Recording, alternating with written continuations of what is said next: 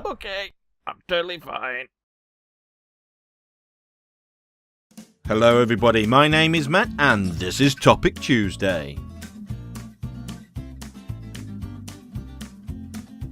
I couldn't think of a topic to present this week, and so, with Boku no Hero Academia Season 3 just starting, I thought I would draw a picture of Uraraka Ochako, or LUVTEA. If you're not familiar with the series, then this is the synopsis. On an Earth-like world where people with superpowers known as quirks are the norm, Izuku Midoriya is a regular middle school student who has dreams of one day becoming a hero, despite being bullied by his classmates for not having a quirk. After being the only one to try and save his childhood bully Katsuki from a villain, the world's greatest hero, All Might, bestows upon him his own quirk, one for all. The story follows Izuku's entrance into UA High School, a school that cultivates the next generation of superheroes. All in all, I found this an excellent manga to read, filled not only with sustainable comedy, but also some well-written drama, from deep-seated personal scars to personal fears, all of which become barriers for them to overcome, and even political drama subtly woven in as a subplot.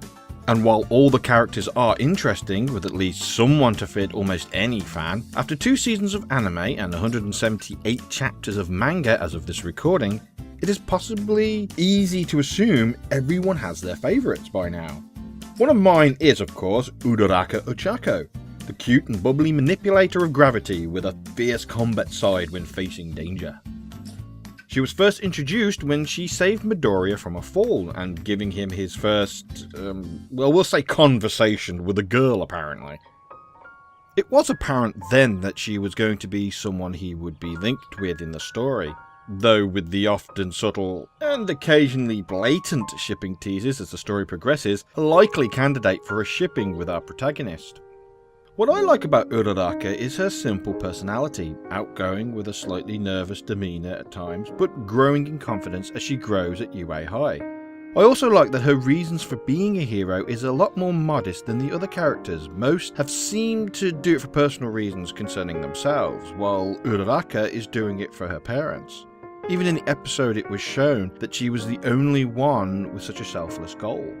Her appearance normally is also quite average. You might even consider her the normal girl, while the others have either more of a beautiful or slightly different appearance, with the exception of Toru Hagakure, aka Invisible Girl, who is usually just a voice with gloves and boots. And with thanks to the clothes she does wear and a rather excitable tone of voice, you can only just imagine what she looks like.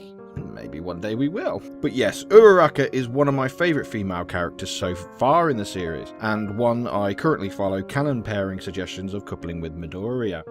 Though of course I do like most of the characters anyway.